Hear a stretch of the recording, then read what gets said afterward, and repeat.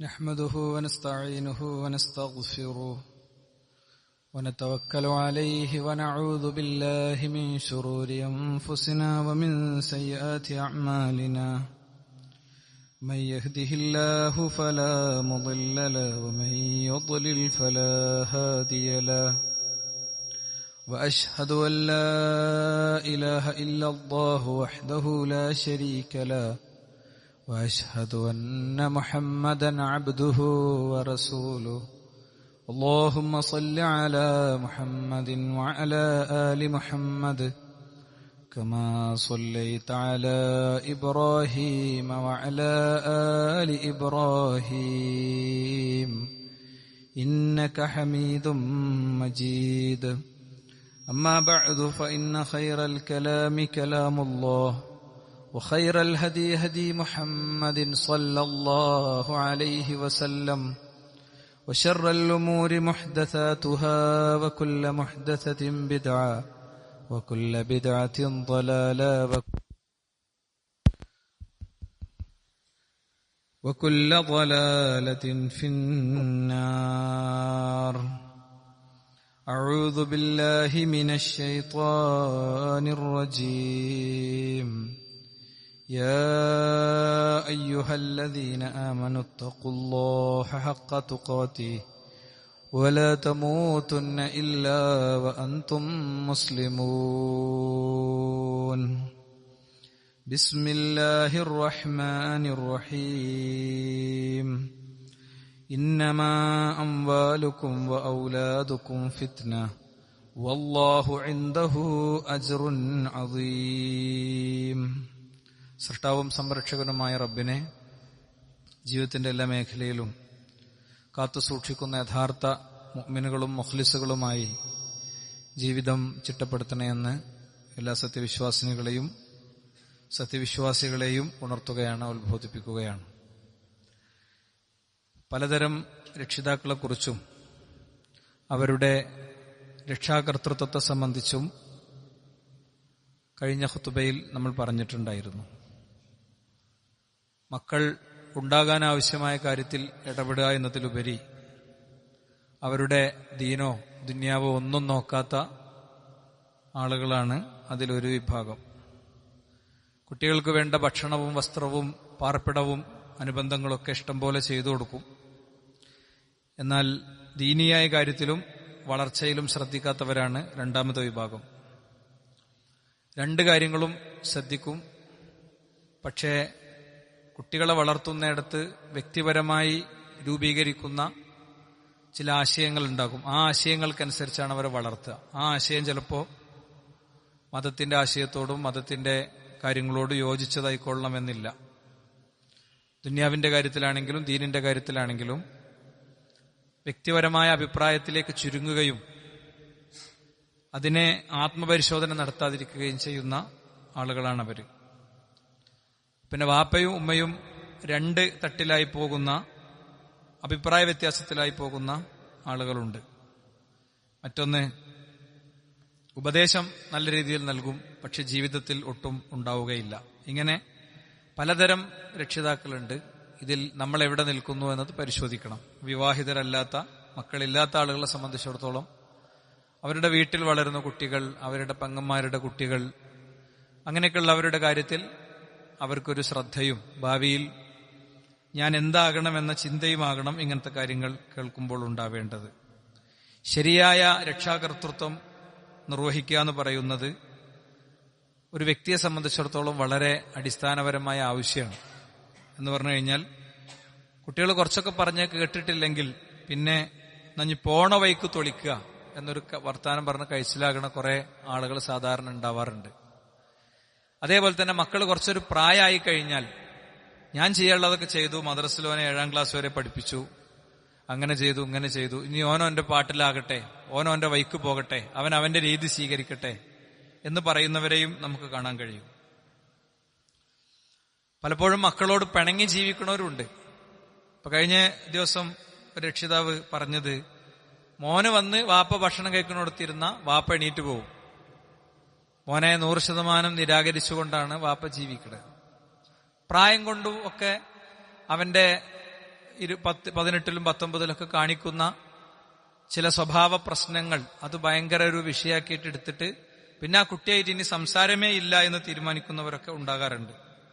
കുറെ കാരണങ്ങൾ നമുക്ക് പറയാം. പക്ഷെ 3 കാരണങ്ങൾ കൊണ്ട് ഒരു പിതാവിനെ സംബന്ധിച്ചിടത്തോളം മകനിനി ഏത് പ്രായത്തിലാണെങ്കിലും ഏതവസ്ഥയിലാണെങ്കിലും അവന്റെ ദീനിന്റെയും ദുനിയാവിന്റെയൊക്കെ കാര്യത്തിൽ ശരിയായ ശ്രദ്ധ ആവശ്യമുണ്ട്. എല്ലാ ഘട്ടത്തിലും ഒരേപോലെ ആകൂല എന്ന് മാത്രം. ഖുർആൻ പറഞ്ഞു അതിന്റെ ഒരു കാരണം ഇന്നമാ അംവാലുക്കും വൗലാദുക്കും ഫിത്ന, നിങ്ങളുടെ മക്കളും നിങ്ങളുടെ സമ്പത്തും നിങ്ങൾക്ക് പരീക്ഷണമാണ്. നിങ്ങളുടെ അക്കൗണ്ടിലുള്ള പൈസയും നിങ്ങളുടെ തോട്ടവും പറമ്പും നിങ്ങളുടെ ബിൽഡിങ്ങും സെറ്റപ്പും ഒക്കെ നിങ്ങൾക്ക് പരീക്ഷണമാണ്. അതേപോലെ നിങ്ങൾക്ക് ഉണ്ടായ മക്കളും നിങ്ങൾക്ക് പരീക്ഷണമാണ്. വല്ലാഹു ഇൻദഹു അജ്റുൻ അദീം, അള്ളാഹുവിന്റെ അടുത്ത് ആണ് യഥാർത്ഥ പ്രതിഫലം ഇരിക്കുന്നത്. അപ്പൊ ഈ സമ്പത്തിന്റെ കാര്യത്തിലും മക്കളുടെ കാര്യത്തിലും നിങ്ങൾക്കുള്ള പരീക്ഷണങ്ങളെ അതിജയിച്ചും അതിജീവിച്ചും നിങ്ങൾ ആ കൂലി നേടണം. സമ്പത്തിന്റെ കാര്യത്തിൽ അള്ളാഹു തന്ന പരീക്ഷണം ഞാൻ വിശദീകരിക്കണ്ടല്ലോ. അതിന്റെ സക്കാത്ത് കൊടുത്തു വിട്ടുക, സഹായിക്കേണ്ടവനെ നമുക്ക് സാധിക്കുന്ന അർത്ഥത്തിൽ സഹായിക്കുക, അതിൽ ദൂർത്തില്ലാതിരിക്കുക, അതിൽ പിശുക്കില്ലാതിരിക്കുക. ഇങ്ങനെ ഒരു ഉറുപ്പ്യ ഉണ്ടെങ്കിൽ ആ ഒരു ഉറുപ്പ്യം ഒരുപാട് കാര്യങ്ങളുണ്ട് അല്ലേ. അതിൽ സക്കാത്തിന്റെ ഭാഗമുണ്ടോ ഉണ്ടെങ്കിൽ കൊടുക്കണം. ഈ സക്കാത്തൊന്നുമില്ല വിചാരിക്കുക, കണക്കൂട്ടിയപ്പോ സക്കാത്തൊന്നുമില്ല. പക്ഷെ അനിയൻ, സഹോദരി, അയൽവാസി, ബന്ധു പ്രയാസത്തിലാണ്. അല്ലെങ്കിൽ ദീനിയായ ഒരു സംരംഭം, നമ്മൾ നിസ്കരിക്കണ പള്ളി, അവിടേക്ക് അതിന്ന് ഒരു ഉറുപ്പ്യന്ന് ഒരു പൈസയാണ് കൊടുക്കാൻ പറ്റണമെങ്കിൽ കൊടുക്കുക. ദൂർത്ത് കാണിക്കാതിരിക്കുക. ഉള്ള പൈസനേക്കാളും അമിതമായി ചെലവാക്കി സോഷ്യൽ സ്റ്റാറ്റസും സമൂഹം എന്തു പറയും, ആൾക്കാരെ വലിയ ബേജാറ് എപ്പോഴത്തേക്കാണ്. ആൾക്കാരെന്താ പറയാ അല്ലെ, ആൾക്കാരെന്താ പറയാ എന്നുള്ളതായിരിക്കും പലപ്പോഴും. അതല്ലെങ്കിൽ പിശുക്ക് കാണിക്കുക, കൊടുക്കേണ്ടതൊന്നും കൊടുക്കാതിരിക്കുക. ഇതാണ് ധനവുമായി ബന്ധപ്പെട്ട ഏറ്റവും അടിസ്ഥാനം. മക്കളുമായി ബന്ധപ്പെട്ടതോ മക്കളെ ശരിയായ ദിശയിൽ വളർത്തുക എന്നുള്ളതാണ്. പരമാവധി അതിനുവേണ്ടി പരിശ്രമിക്കുക എന്നുള്ളതാണ്. അപ്പൊ ആ ഫിത്നയിൽ നിന്ന് രക്ഷപ്പെടണമെങ്കിൽ യഥാർത്ഥ രക്ഷാകർതൃത്വം വേണം. കുട്ടികളും മക്കളൊക്കെ ഉണ്ടായാൽ കാലത്തിനനുസരിച്ച് അവരെടുത്ത് പലജാതി പരിപാടിയും കാണും. അതിലൊക്കെ നിരാശപ്പെട്ട് തോറ്റു പിന്മാറല്ല വേണ്ടത്. അവസാന ശ്വാസം വരെയും സക്കറാത്തിലേക്ക് മറിഞ്ഞു വീഴുമ്പോഴും അവൻ അടുത്ത് വിളിച്ചിട്ട് പല കുട്ടി അങ്ങനത്തെ പരിപാടിക്ക് നിൽക്കരുത് എന്ന് പറയുന്ന ഒരു മനസ്ഥിതി വേണം എന്നുള്ളതിന്റെ ഒരു ന്യായമാണ്. ഇനി രണ്ടാമത്തത് സൂറത്ത് ഇസ്രായേൽ ഖുർആൻ പറഞ്ഞ കാര്യം, റബ്ബി റഹമുഹുമാ കമാ റബ്ബയാനി സഗീറ. പഠിച്ചോനെ, എന്റെ മാതാപിതാക്കൾ എന്നെ ചെറുപ്പത്തിൽ എങ്ങനെയാണോ എന്നോട് കാരുണ്യം കാണിച്ച് എന്നെ വളർത്തിയത്, അതുപോലെ നീ അവരെ പ്രായമാകുമ്പോ അവർക്ക് നീ അതേപോലത്തെ ഒരു അവസ്ഥ കൊടുക്കണം, അല്ലെങ്കിൽ അതേപോലെ ഇടപെടാനും ഒക്കെ എനിക്ക് തോഫീക്ക് തരണം എന്നാണ് ആ പ്രാർത്ഥനന്റെ വേറൊരു അർത്ഥം. മനസ്സിലായില്ലേ? അപ്പോൾ ഒരു കമാന്നുണ്ട്. എങ്ങനെയാണോ ചെറുപ്പത്തിൽ കൊടുത്തത് അതേപോലെ വലുപ്പത്തിൽ കിട്ടുള്ളൂ. പ്രാർത്ഥനയിൽ തന്നെ അത്രേ ഉള്ളൂ. മനസ്സിലായില്ലേ? കുഞ്ഞായ നാളിൽ അവൻ ഇങ്ങനെ കൈ ഉയർത്തിയിട്ട് പിന്നീട് അവൻ പ്രായമായി വരുമ്പോഴൊക്കെ ഇങ്ങനെ കൈ ഉയർത്തി പ്രാർത്ഥിക്കുമ്പോ നമ്മളെ തിരക്കുകൾക്കും നമ്മുടെ ബഹളങ്ങൾക്കും നമ്മുടെ അലച്ചിലുകൾക്കും നമ്മളുടെ പ്രാരാബ്ധതകൾക്കും ഇടയിൽ അവൾക്ക് നമ്മൾ ഫില്ല് ചെയ്ത് കൊടുക്കേണ്ടിയിരുന്ന, പൂർത്തീകരിച്ചു കൊടുക്കേണ്ടിയിരുന്ന, നിർവഹിച്ചു കൊടുക്കേണ്ടിയിരുന്ന കാര്യങ്ങൾ ഉണ്ടാകും. നിർവഹിച്ചു കൊടുക്കേണ്ട കാര്യങ്ങളിൽ ഫർളുകളുണ്ട്, മുസ്തഹബുകളുണ്ട്, സുന്നത്തുകളുണ്ട്, നമ്മൾ തന്നെ ചെയ്യേണ്ടതുണ്ട്. അപ്പൊ അതൊക്കെ ഒന്ന് അവലോകനം നടത്തി ശരിയാവിധം ചെയ്തിട്ടില്ലെങ്കിൽ മക്കളെ നമുക്ക് വേണ്ടി പ്രാർത്ഥിക്കണം. പ്രാർത്ഥന പോലും നമുക്ക് ബാധ്യതയായി മാറും. അതുകൊണ്ട് പാരന്റിംഗ് എന്നുള്ളത്, ശരിയായ രക്ഷാകർതൃത്വം എന്നുള്ളത് വളരെ പ്രധാനപ്പെട്ട ഒരു കാര്യമാണ്. നമ്മള് ആ മക്കളുടെ പ്രാർത്ഥന നമുക്ക് എതിരായി ഭവിക്കുന്ന ഒരു സാഹചര്യം ഉണ്ടാകും. അതുകൊണ്ട് നിരാശപ്പെടലും തളരലും ഒഴിവാക്കലൊന്നും അല്ല പരിഹാരം കേട്ടോ. അതൊന്നല്ല പരിഹാരം. ഒക്കെ പരീക്ഷണങ്ങളാണ്. മക്കളുടെ കാര്യത്തിൽ അവരുടെ ദേഷ്യം പിടിക്കൽ, അവരുടെ ജീവിതത്തിൽ വന്നു ചേരുന്ന തെറ്റായ കാര്യങ്ങൾ, സമൂഹത്തിൽ സംഭവിക്കുന്ന കാര്യങ്ങൾ, അവരുടെ ജീവിതത്തിലേക്ക് വരുന്ന സന്ദർഭങ്ങൾ, ഇങ്ങനെ അവരുടെ രോഗങ്ങൾ, അങ്ങനെയുള്ള ഏതും ഒരു വ്യക്തിയെ സംബന്ധിച്ചിടത്തോളം അല്ലാഹു സുബ്ഹാനഹു വ തആല ഇതിനൊക്കെ എങ്ങനെയാണ് നീ നേരിടുന്നത്, ഇതിനൊക്കെ എങ്ങനെയാണ് നീ കൈകാര്യം ചെയ്യുന്നത് എന്ന് നോക്കാൻ വേണ്ടിയിട്ട് തരുന്ന പരീക്ഷണാണ്. അതിൽ നിരാശപ്പെടലല്ല ഒരു വിശ്വാസി ചെയ്യേണ്ടത്. ഇനി മാത്രല്ല, മരണത്തിന് ശേഷം ഒരിക്കലും നമ്മളെ പറമ്പ് നമ്മൾ കൊണ്ടുപോകില്ല, നമ്മളെ അക്കൗണ്ടിലെ പൈസയും നമ്മൾ കൊണ്ടുപോകില്ല, നമുക്ക് ഏറ്റവും പ്രിയപ്പെട്ട വണ്ടി നമ്മൾ കൊണ്ടുപോകില്ല. 3 കാര്യം മയ്യത്തും കട്ടിലിന്റെ കൂടെ പോകുള്ളൂ. അതിലൊന്ന് എന്താണ്? അതിലൊന്നാമത്തത് സ്വതഖത്തുൻ ജാരിയ, നിലനിൽക്കുന്ന സ്വതക്ക കൊടുത്തിട്ടുണ്ടെങ്കിൽ അത് അതിൽപ്പെടും. കഴിഞ്ഞ ആഴ്ചകളിലൊക്കെ നമ്മൾ പറഞ്ഞ പോലെ നമ്മളെ പള്ളിന്റെ കളക്ഷൻ നടത്തുന്ന ഒരു സമയമാണ് ഇപ്പോൾ. അപ്പോൾ അതിലേക്ക് ഞാനൊരു 10 സ്ക്വയർ ഫീറ്റ് കൊടുക്കട്ടെ, ഒന്ന് കഷ്ടപ്പെട്ട് ഞെരുങ്ങി 2-3 ഘട്ടമായിട്ട് അതൊന്ന് കൊടുത്തു തീർത്തു, അല്ലെങ്കിൽ 5 ഘട്ടമായിട്ടാണ് കൊടുത്തു തീർത്തു വിചാരിക്കുക, അല്ലെങ്കിൽ എല്ലാ മാസവും ഓരോ സ്ക്വയർ ഫീറ്റ് കൊടുത്താൽ തീർത്തു വിചാരിക്കുക കേട്ടോ. അപ്പൊ അതവിടെ ഉണ്ടാവും. അത് കുറച്ച് നിരങ്ങിയും പ്രയാസപ്പെട്ടും കൊടുത്തതാണെങ്കിൽ കൂടുതൽ ഉണ്ടാവും. അതാണ് സദഖ ജാരിയ എന്ന് പറയുന്നത്.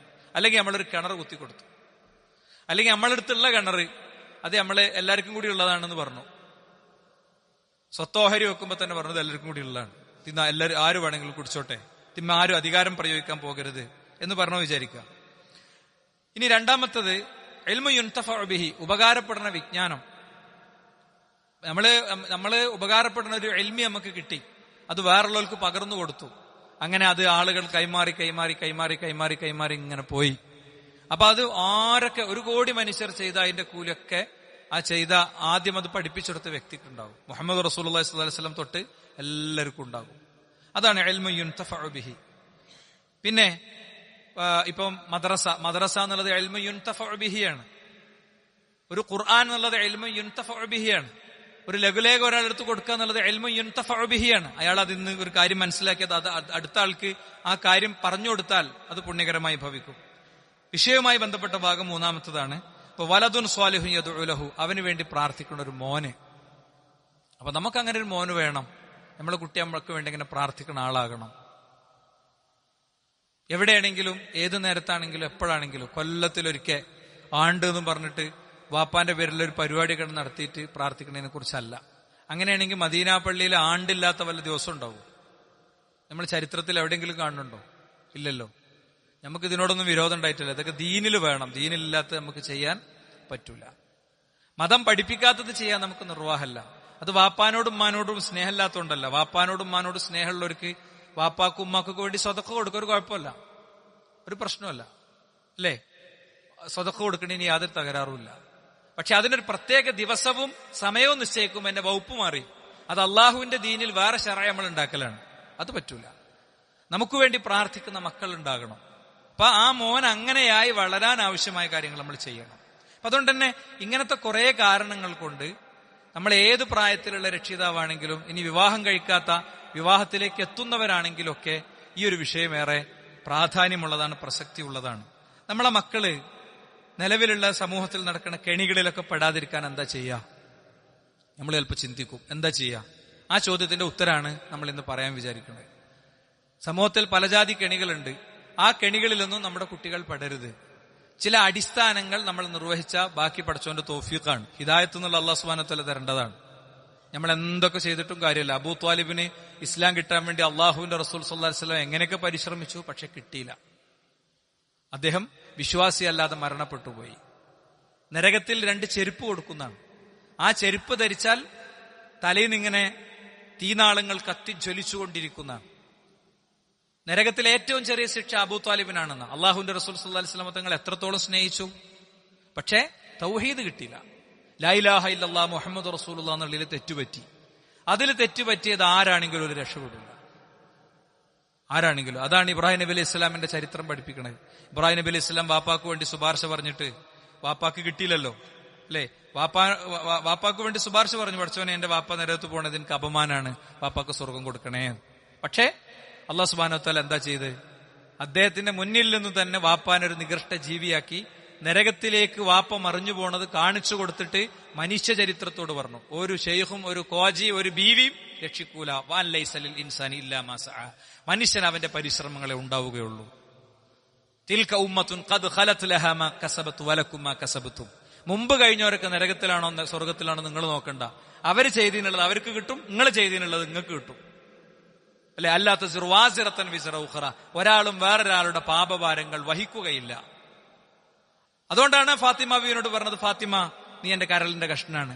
ഉപ്പാന്റെ കുട്ടി ഉപ്പാനോട് ദുന്യാവെന്ന് ചോദിച്ചോ, പരലോകത്തൊന്ന് ചോദിക്കരുത്. ദുന്യാവിൽ എന്താ ഉള്ള? ഒന്നുമില്ല. 3 മാസം തുടർച്ചയായി പട്ടിണി കിടന്ന വീടാ റസൂലുള്ളാന്റെ വീട്.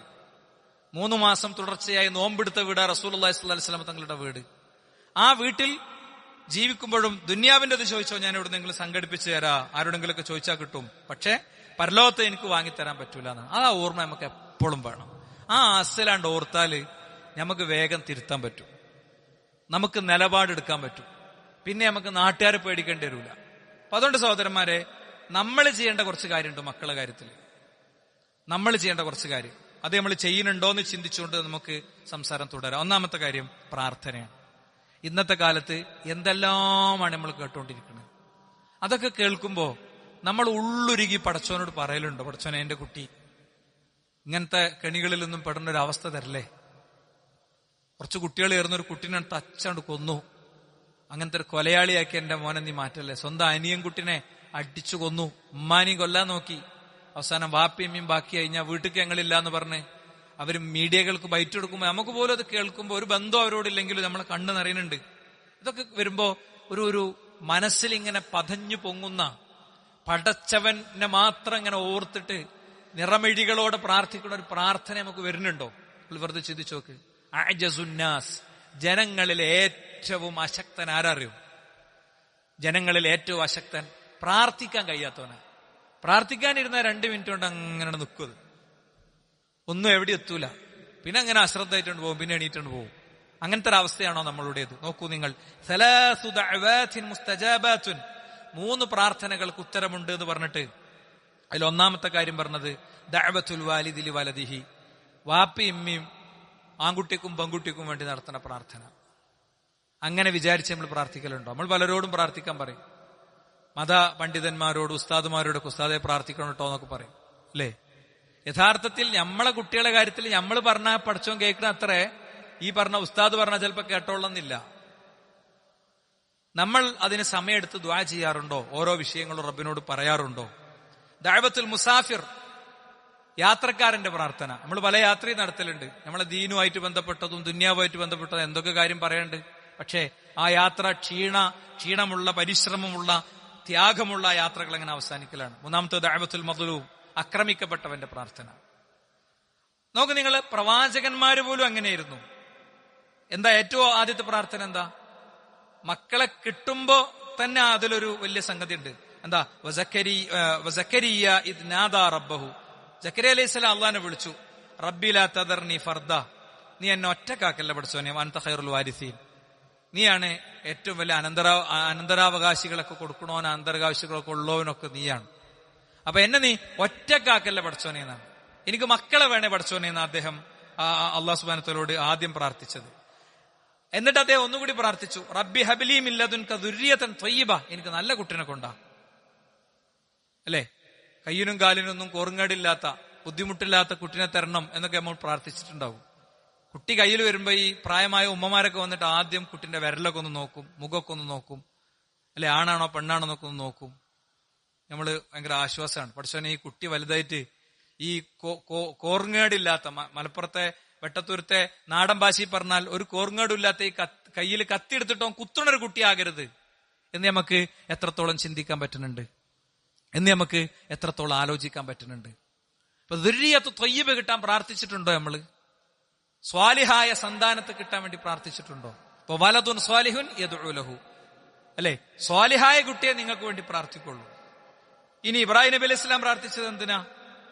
ഇബ്രാഹിം നബി സ്വലാം റബ്ബി ജഅൽ ഹാദൽ ബലദ ആമിനൻ വജ്നുബനി വബനിയ നഅ്ബുദൽ അസ്നാം, അദ്ദേഹം മകൻ ജീവിക്കുന്ന നാടിന് വേണ്ടി ആദ്യം പ്രാർത്ഥിച്ചു, മക്കൾക്ക് വേണ്ടി ആദ്യം പ്രാർത്ഥിച്ചു. ഇതൊരു നിർഭയത്വമുള്ള നാടാക്കണേ പഠിച്ചോനെ.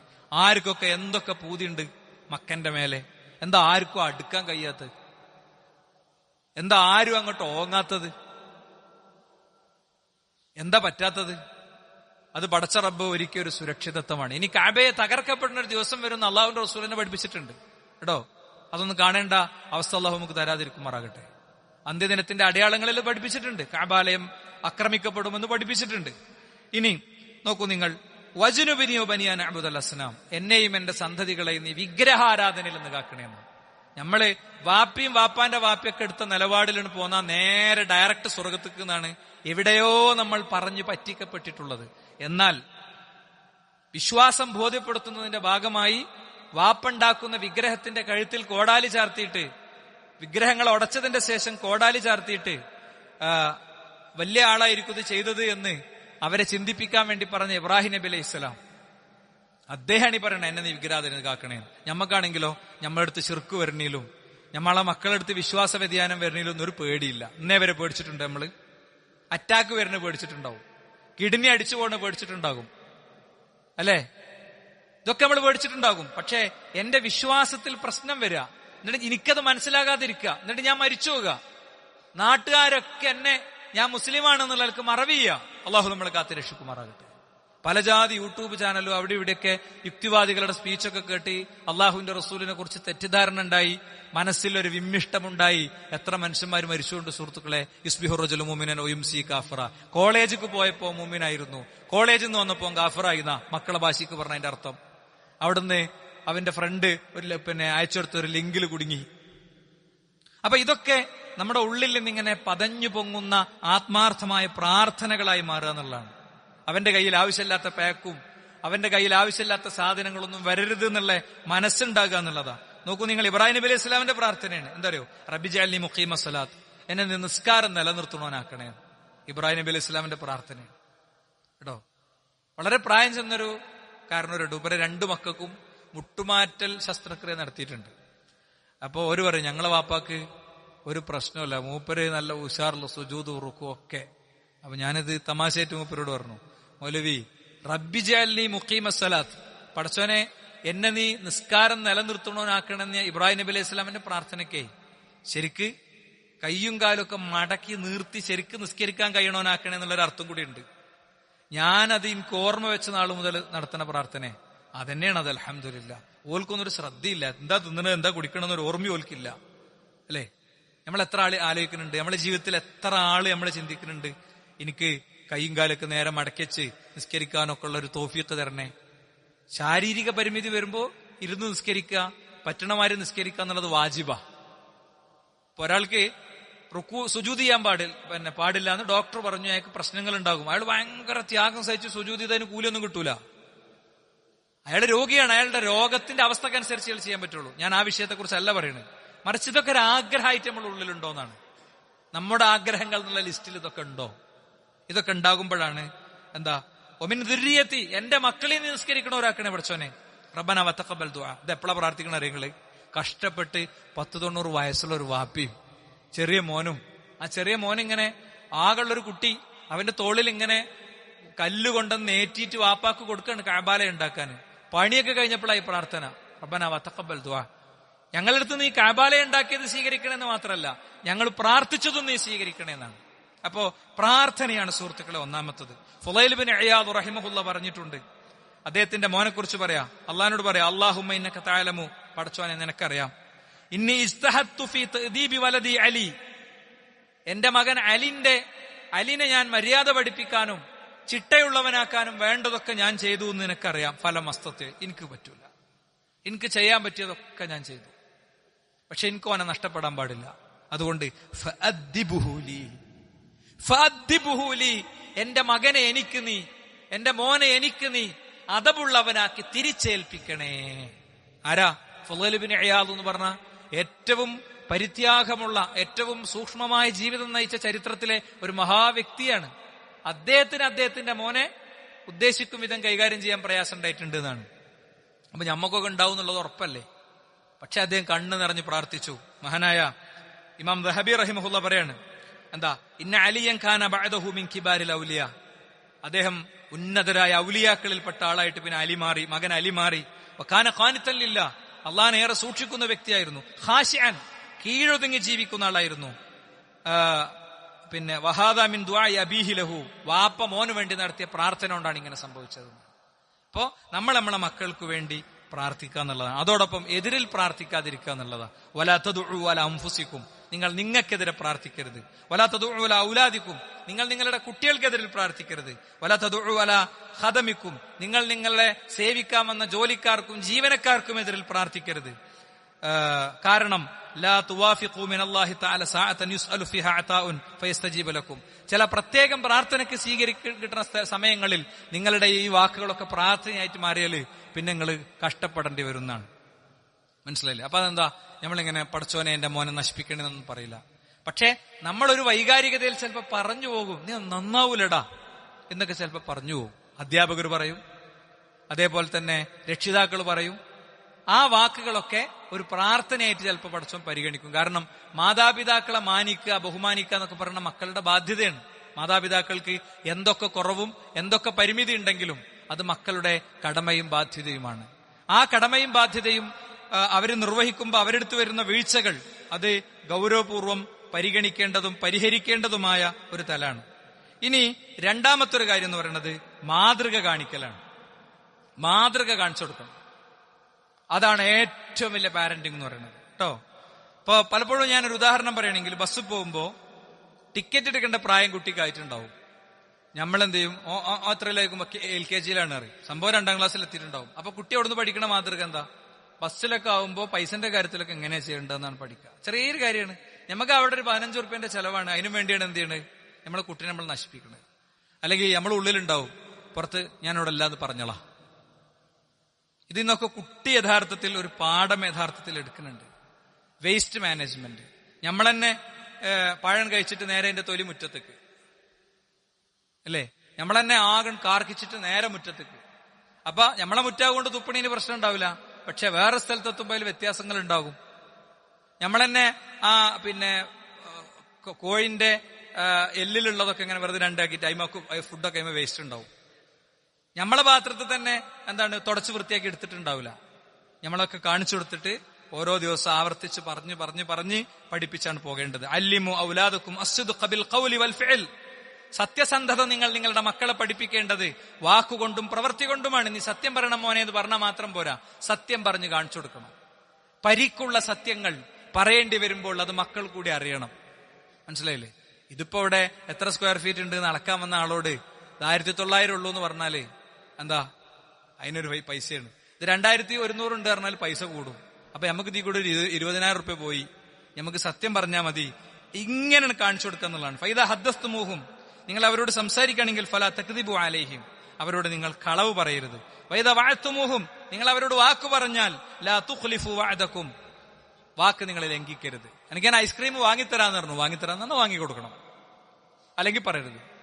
കരച്ചില് മാറ്റാൻ വേണ്ടി ഓരോ ഓഫർ കൊടുക്കും, പിന്നെ ചെയ്യൂല. അപ്പൊ വാപ്പാന്റെ വാക്കിന് ഉമ്മാന്റെ വാക്കിന് വില ഇല്ലാതാകും. അതുപോലെ തന്നെ ഭാര്യ ഭർത്തൃബന്ധത്തിലുള്ള കലഹങ്ങൾ ഉണ്ടാകും. വാപ്പിയും പബ്ലിക്കായിട്ട് തല്ലൂടും, അടി, അല്ലേ? ഒരാൾ വേറൊരാളെ പറ്റിയിട്ട്. അപ്പൊ രണ്ടാളെ പറ്റിയിട്ട് ഒരു മതിപ്പും ഉണ്ടാവില്ല. ഇവരെടുത്ത് രണ്ടാളെടുത്ത് ഒരു വിഷയം പറയാൻ ഇവർക്ക് തോന്നൂല്ല. ടീനേജൊക്കെ കിടക്കുമ്പോ അവരുടേതായ സങ്കടങ്ങളും സമ്മർദ്ദങ്ങളും പ്രശ്നങ്ങളും ബസ്സിന്ന് മോളൊരാൾ തോണ്ടിയിട്ടുണ്ടാവും. അവൾ അതിന്റെ കനലെരിയുന്ന മനസ്സുമായിട്ടാണ് വന്നിട്ടുണ്ടാകുക. അത് പറയാൻ ഒരാളെ കിട്ടൂല. അപ്പോഴാണ് ഹായ് മെസ്സേജ് വരിക അപ്പുറത്തുനിന്ന്. അപ്പോഴാണ് അതിലേക്ക് കിടക്കുക. അപ്പോഴാണ് എന്ത് ചെയ്യുക, അപകടങ്ങളിലും കെണികളിലും ഒക്കെ പെടുക. അപ്പൊ ആ ഒരു മാതൃകകൾ ഉണ്ടാകുക എന്നുള്ളത് ഏറ്റവും പ്രധാനപ്പെട്ട ഒരു കാര്യമാണ്. നോക്കൂ നിങ്ങൾ, സ്വലാഹുൽ വാലിദൈനി ബിൽ ഇൽമി വൽ അമൽ മിൻ അഅ്ളമിൽ അസ്ബാബി ലിസ്വലാഹി ഔലാദിഹിം. എന്താ സ്വലാഹുൽ വാലിദൈൻ, മാതാപിതാക്കൾ നന്നാകുക എന്നുള്ളത് എങ്ങനെ നന്നാകുക? ബിൽ ഇൽമി വൽ അമൽ, ഓരോന്നും പഠിച്ച്. അല്ലാതെ ഞമ്മക്കൊരു നിലപാടുണ്ടാവും, ആ നിലപാട് ഇസ്ലാമിൽ ചിലപ്പോൾ ഉണ്ടാവില്ല. ഞാൻ അതിനാണ് കഴിഞ്ഞ ആഴ്ചയിൽ ഉദാഹരണം മനസ്സിലാണ് ഉദാഹരണം പറഞ്ഞത്. മോളുടെ വസ്ത്രം മറഞ്ഞാൽ പോരാ, റസൂലുള്ള പറഞ്ഞ പോലെ മറയണം. അവൾ പാന്റും കുപ്പായിട്ട് എന്താ ഡ്രസ്സ് മറഞ്ഞാ പോരാ. പാന്റും കുപ്പായ ഇടുക എന്നുള്ളത് പുരുഷന് സ്ത്രീയുടെ വസ്ത്രം ധരിക്കലും സ്ത്രീ പുരുഷന്റെ വസ്ത്രം ധരിക്കലും അള്ളാഹ് ശപിച്ചിരിക്കുന്നു എന്ന് പറഞ്ഞ കാര്യമാണ്. അപ്പൊ അങ്ങനെ നമ്മുടെ കാഴ്ചപ്പാടുകളെ ചെത്തിമിനിക്കുക, ഇൽമു കൊണ്ട് ചെത്തിമിനിക്കണം. എന്നിട്ടോ അത് ചെയ്ത് കാണിക്കണം. മിൻ അഅ്ളമിൽ അസ്ബാബി ലി സ്വലാഹി ഔലാദിഹിം, കുട്ടികൾ നേരാകണോടത്തെ ഏറ്റവും വലിയ മാതൃക അതാണ്. വാപ്പാക്ക് പനിയൊക്കെ ഉണ്ട്, ക്ഷീണമൊക്കെ ഉണ്ട്, എന്നാലും വാപ്പ എണീറ്റ് ഒളു എടുത്ത് നിസ്കരിച്ച് കാണിച്ചു കൊടുക്കുകയാണ്. മനസ്സിലായില്ലേ? ഉമ്മാക്ക് നല്ല തിരക്കുണ്ട്, ഉമ്മ അവിടെ പൊരിഞ്ഞ പണിയാ കേട്ടോ. അപ്പൊ ഉടനെ ബാങ്ക് കൊടുത്തു, 10 മിനിറ്റിനുള്ളിൽ നിസ്കരിക്കണമെന്ന് തീരുമാനം എടുത്തു, അവിടെ ഓഫായി, അടുക്കള ഓഫായി. അങ്ങനെ ശീലാക്കിയാൽ മക്കളെ ഏത് യൂത്ത് ഫെസ്റ്റിവൽ നടക്കുകയാണെങ്കിലും, ഏത് NIT-യിലാണെങ്കിലും, ഏത് എയിംസിലാണെങ്കിലും, ഏത് കള്ളുടിയന്റെ റൂമിലാണെങ്കിലും അവന്റെ ഉള്ളിലെ ബയോളജിക്കൽ ക്ലോക്ക് അടിക്കും. ഓൻ പോണ്ടെടുത്തും പോകും, ഓൻ ചെയ്യേണ്ടത് അവൻ ചെയ്യും. അത് ചുട്ടയിലെ ശീലം ചുടല വരെയെന്നാണ്. അത് ഏറ്റവും ചെറിയ പ്രായത്തിൽ തന്നെ അത്തരം കാര്യങ്ങൾ പരിശീലിപ്പിച്ചു കൊണ്ടുവരിക എന്നുള്ളത് വളരെ പ്രധാനപ്പെട്ട ഒരു സംഗതിയാണ്. തംരീനു സുബിയാനി അല ത്വഅ, മക്കളെ വ്യത്യസ്തമായ സൽക്കർമ്മങ്ങൾ തംരീന് കൊടുക്കണം. തംരീനാത്ത് എന്ന് പറയാം അറബിയില്. അറബി അധ്യാപകൻ തംരീനാത്ത് ചെയ്തു വരണം. എന്താ? വീട്ടിൽ നിന്നുള്ള ചെയ്ത് പരിശീലിക്കേണ്ട കാര്യങ്ങൾ അങ്ങനെ അത് പരിശീലിപ്പിച്ചു കൊണ്ടുവരണം. തഅവീദുഹുമുൽ ഇബാദ, ആരാധനകൾ അവരെ ശീലിപ്പിക്കണം. നിസ്കാരം ഇത് പെട്ടെന്നൊരു ദിവസം 7-ാം വയസ്സാവുമ്പോ എന്ത് ചെയ്യൂല, നിസ്കരിച്ചൂല. നമ്മള് മുസല്ലൊക്കെ വാങ്ങിക്കൊടുത്ത് അല്ലെ, നിസ്കരിച്ചിനത്ര നിസ്കരിച്ചോട്ടെ, പൗതി നിസ്കരിച്ചു പോയാൽ കളിയാക്കി ചിരിക്കില്ല. പകുതി നിസ്കരിച്ചു നല്ല കുട്ടിയാണ്, ഇനി ഫുള്ള് നിസ്കരിക്കും അല്ലേ. നമ്മളുടെ കയ്യിൽ തൂങ്ങി അവർ പള്ളിയിൽ വന്ന് ദീന് പഠിച്ച് കാര്യങ്ങൾ മനസ്സിലാക്കി പോകുന്ന ഒരു സാഹചര്യം ഉണ്ടാകണം. അത് അങ്ങനെ തന്നെ ശീലിപ്പിച്ചു കൊണ്ടുവരിക എന്നുള്ളത് വളരെ പ്രധാനമാണ്. പല്ല് തേക്കണത് ശീലിപ്പിച്ചു കൊണ്ടുവരണം എന്നാണ്. പല്ല് തേക്കണതിന് ഇസ്ലാമിൽ വലിയ പ്രാധാന്യമുണ്ട്. വുളൂഇന്റെ മുമ്പ് പല്ല് തേക്കൽ നിങ്ങൾക്കൊരു ബുദ്ധിമുട്ടാകുമായിരുന്നില്ലെങ്കിൽ ഞാനത് ഫർളാക്കുമായിരുന്നു എന്ന് അല്ലാഹുവിന്റെ റസൂൽ പഠിപ്പിച്ച്. ഒളു പോലെ ആക്കുമായിരുന്നു. അപ്പോ രാവിലെ എണീറ്റ പല്ല് തേക്കണം. പല്ല് എങ്ങനെ തേക്കണ്ട്? പല്ല് തേക്കേണ്ട രൂപം അല്ലെ, മുന്നിൽ നിന്ന് ഇങ്ങനെ ഇങ്ങോട്ട് ആക്കണം, സൈഡിൽ നിന്നുള്ളത് ഇങ്ങനെ തേക്കണം. അതിന്റെ വീഡിയോ ഒക്കെ കാണിച്ചു കൊടുത്ത് പല്ല് നേരെ തേക്കണ രൂപം പഠിപ്പിച്ചു കൊടുക്കണം. ഉറങ്ങാൻ കിടക്കുമ്പോ വാപ്പിയും ഉമ്മയും പല്ല് തേക്കണവരാകണം. ഭക്ഷണം കഴിച്ചാൽ അങ്ങനെ ആകണം അല്ലെ. മത്സ്യം സ്കൂൾക്ക് കൊടുത്തേക്കാണെങ്കിൽ കൂടെ ബ്രഷും കൂടി കൊടുത്തേക്കണം, അല്ലെങ്കിൽ കൊടുത്തേക്കരുത്. എന്താ മത്സ്യം സ്കൂൾക്ക് മോളെ കൊടുത്തേക്കാത്ത, എന്റെ അമ്മ കൊടുത്തേക്കാത്ത എന്താ? അത് ഫ്രണ്ട്സിനൊക്കെ സ്മെല്ലടിക്കും, അപ്പൊ വന്നിട്ട് കഴിക്കാന്നാണ് അമ്മ പറഞ്ഞത്. ഇങ്ങനെ കുട്ടി മറുപടി പറയുന്നിടത്തേക്ക് നമുക്ക് കാര്യങ്ങളെ എത്തിക്കാൻ കഴിയുക എന്നുള്ളത് സഹോദരങ്ങളെ വളരെ പ്രധാനപ്പെട്ട ഒരു കാര്യമാണ്. അതുകൊണ്ട് കുറെ അധികം കാര്യങ്ങളുണ്ട്. 13 കാര്യങ്ങൾ നമ്മൾ നോട്ട് ചെയ്തിട്ടുണ്ട്. 2 കാര്യങ്ങളാണ് നമ്മൾ പറഞ്ഞത്. ബാക്കി വിഷയങ്ങൾ ഇൻഷാ അല്ലാഹ് അടുത്ത ഖുതുബയിൽ പറയാം. അള്ളാഹു നമ്മിൽ നിന്ന് സ്വീകരിക്കുമാറാകട്ടെ.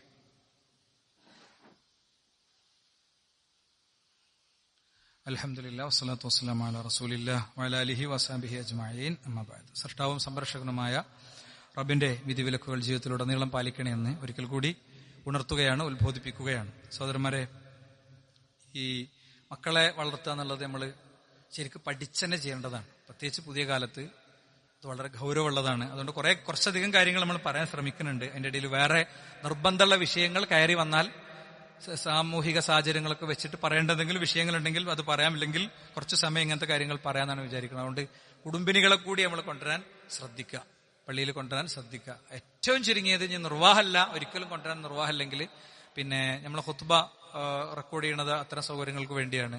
ഈ ഖുത്ബനെ കേൾക്കണമെന്നില്ല, ഇതേ വിഷയം പറഞ്ഞ വേറെ ഏതെങ്കിലുമൊക്കെ ഖുത്ബ കേൾക്കുക.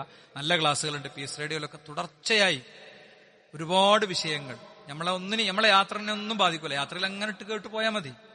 ശരിക്കും നമുക്ക് വിഷയം പഠിക്കാൻ പറ്റും. പഠിച്ചാൽ നമ്മളെ കൈവെള്ളയിൽ ഒതുങ്ങും കുട്ടികൾ, ഒരു പ്രശ്നമല്ല.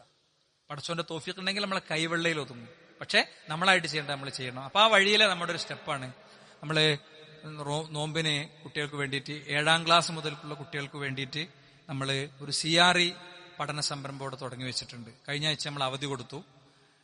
കുട്ടികളൊക്കെ പിന്നെ എന്താ പറയാ, പെരുന്നാളിന്റെ തിരക്കിലും ഒക്കെ ആയതുകൊണ്ട് അവർക്ക് നമ്മൾ അവധി കൊടുത്തു. അവരെ മടുപ്പിച്ച് കൂട്ടിക്കൊണ്ടിരണ്ട എന്നുള്ള നിലക്ക് നമ്മൾ ക്ലാസ്സിന് വെച്ചാൽ ചിലപ്പോൾ ചില രക്ഷിതാക്കൾ നിർബന്ധപൂർവ്വം പറഞ്ഞേക്കും. അപ്പൊ അവരുടെ കുറെ സന്തോഷങ്ങൾ, ഇഷ്ടങ്ങൾ അത് ബാധിക്കും. അതുകൊണ്ട് ആ ക്ലാസ് ഒഴിവാക്കിയാണ്. ഇൻഷാ അല്ലാഹ് നാളെ ശനിയാഴ്ച രാവിലെ 6:30 മുതൽ 7:30 വരെ ഇവിടെ ക്ലാസ് ഉണ്ട്. ഇപ്പൊ നിസ്കാരമില്ലാത്ത ചില നിസ്കരിക്കാൻ പറ്റാത്ത പെൺകുട്ടികളൊക്കെ ഉണ്ട്. കഴിഞ്ഞ പ്രാവശ്യം അവര് ചെയ്തത്, അവര് ഔലുംകാരിയിൽ ഇരിക്കുകയാണ് ചെയ്തത്. എനിക്ക് ഭയങ്കര സന്തോഷം തോന്നി. അവരെ ഔലുംകാരിയിൽ ഇരുന്നു, ഇങ്ങോട്ട് കയറാൻ പറ്റുന്നവർ മാത്രം കയറി. ഇൻഷാ അല്ലാഹ് നമുക്ക് ഇവിടുന്ന് ഒന്നും മാറിയിരുന്ന് ദീന് കേൾക്കാനുള്ള നമ്മളെ മദ്രസയും സെറ്റപ്പ് ഒക്കെ വരുമ്പോൾ അള്ളാഹു അത് നമുക്ക് എളുപ്പമാക്കി തരുമാറാകട്ടെ. അള്ളാഹു നമ്മുടെ എല്ലാവരുടെയും മനസ്സിനെ ഒരേ ഭാവത്തിലും ഒരേ രീതിയിലും നിർത്തി ഈ ദൗത്യത്തെ വിജയിപ്പിക്കാനുള്ള തൗഫീഖ് അള്ളാഹു നമുക്ക് എല്ലാവർക്കും പ്രദാനം ചെയ്യുമാറാകട്ടെ. അപ്പൊ അത് നമ്മളെല്ലാവരും മനസ്സ് വെച്ച് പഠിച്ചവന്റെ തൗഫീഖ് ഉണ്ടെങ്കിൽ ഒന്നും തരാൻ പറ്റത്തുള്ളൂ. ആത്മാർത്ഥമായിട്ട് അത് ശരിയാൻ വിധം നമ്മൾ ആഗ്രഹിക്കണ പോലെ സാക്ഷാത്കരിക്കാൻ വേണ്ടിയിട്ട് നമ്മളെല്ലാവരും പ്രാർത്ഥിക്കണം. അപ്പോ അത് വന്നാൽ നമുക്ക് ഒരു പരിമിതിയില്ല, ഒരുപാട് കാര്യങ്ങൾ ചെയ്യാം. ഇവിടെ ഇരിക്കണ ഓരോ രക്ഷിതാവിനോടും പറയാണ്, കുട്ടീനെ അങ്ങോട്ട് കൊണ്ടുവന്നാക്കി കൊടുക്കണ്ടേ, അങ്ങോട്ട് കൊണ്ടേക്കണ്ടേ, അതൊന്നും നിങ്ങൾ ആലോചിക്കല്ലേ. ഏത് കുട്ടിയും എന്ത് കെണിയിലും പെടുന്ന കാലത്താണ് നമ്മൾ ജീവിക്കുന്നത്. അപ്പൊ അത് മനസ്സിലാക്കിയിട്ട് എല്ലാവരും ആ ഒരു വിഷയത്തിൽ ഇടപെടണമെന്ന് പ്രത്യേകം ഓർമ്മിപ്പിക്കുകയാണ്. റമദാൻ കഴിഞ്ഞു. എല്ലാ തിങ്കളാഴ്ചയും QHLS ഇവിടെ നടക്കുന്നുണ്ട്. അതിലും നമുക്ക് ഇൻഷാ അല്ലാഹ് പങ്കെടുക്കാം. മദ്രസന്റെ അഡ്മിഷൻ സമയമാണ്. ഈ ഒരു 6-8 മാസം കൂടി ഇവിടുത്തെ പരിമിതികളിലായിരിക്കും നമ്മളെ മദ്രസ ഉണ്ടാകുക. അത് കഴിഞ്ഞാൽ ഇതിനെല്ലാം നമുക്ക് പൂർണ്ണ സൗകര്യത്തിലേക്ക് നമുക്ക് പോകാൻ കഴിയുമെന്നാണ് വിചാരിക്കുന്നത്. അപ്പൊ കുട്ടികളെ ചേർക്കേണ്ട ആളുകൾ ആ കാര്യം അതുകൂടി ഒന്ന് ശ്രദ്ധിക്കണമെന്ന് ഓർപ്പിക്കുന്നു. അള്ളാഹു നമ്മിൽ നിന്ന് സ്വീകരിക്കുമാറാകട്ടെ. അവന്റെ മുഅ്മിനുകളിൽ, മുഖ്ലിസുകളിൽ, മുത്തഖീങ്ങളിൽ അവൻ നമ്മൾ ഉൾപ്പെടുത്തുമാറാകട്ടെ. ലാ ഇലാഹ ഇല്ലല്ലാഹ് എന്ന കലിമത്ത് തൗഹീദിന്റെ വഴിയിൽ സഞ്ചരിച്ച് യഥാർത്ഥ മുഖ്ലിസുകളായി, മുത്തഖീങ്ങളായി അള്ളാഹുവിനെ കണ്ടുമുട്ടാനുള്ള തൗഫീഖ് നൽകുമാറാവട്ടെ. നമ്മുടെ പ്രദേശത്തെ ഒരു മുതിർന്ന കാരണവർ മരണപ്പെട്ടു. അള്ളാഹു അദ്ദേഹത്തിന്റെ പാപങ്ങൾ പുറത്തു കൊടുക്കുമാറാകട്ടെ. അദ്ദേഹത്തിന്റെ ഖബറിനെ അള്ളാഹു സുബ്ഹാനഹു വ തആല വിശാലമാക്കി കൊടുക്കുമാറാകട്ടെ. ലാ ഇലാഹ ഇല്ലല്ലാഹുവിന്റെ വഴിയിലേക്ക് ചേരാൻ, മരിക്കും മുമ്പ് വഴിയിലേക്ക് ചേരാൻ നമ്മുടെ സുഹൃത്തുക്കൾക്കും നാട്ടുകാർക്കും സമൂഹത്തിനും ഒക്കെ അള്ളാഹു തൗഫീഖ് നൽകുമാറാകട്ടെ. അഭിമാനബോധത്തോടെ ഈ നാട്ടിൽ ജീവിക്കാനും അവകാശങ്ങൾ സംരക്ഷിച്ച് മുന്നോട്ട് പോകാനുമുള്ള തൗഫീഖ് അല്ലാഹു നൽകുമാറാകട്ടെ. കോടിക്കണക്കിന് വരുന്ന വഖഫ് സ്വത്തിനെ അല്ലാഹു സംരക്ഷിക്കും വിധമുള്ള സാഹചര്യത്തെ സൃഷ്ടിച്ചു തരുമാറാകട്ടെ. അല്ലാഹുമ്മ ഗ്ഫിർ ലിൽ മുഅ്മിനീന വൽ മുഅ്മിനാത്ത് اللهم اعز الاسلام والمسلمين واذل الشرك والمشركين ربنا آتنا في الدنيا حسنة وفي الآخرة حسنة ربنا وقنا عذاب النار آمين آمين برحمتك يا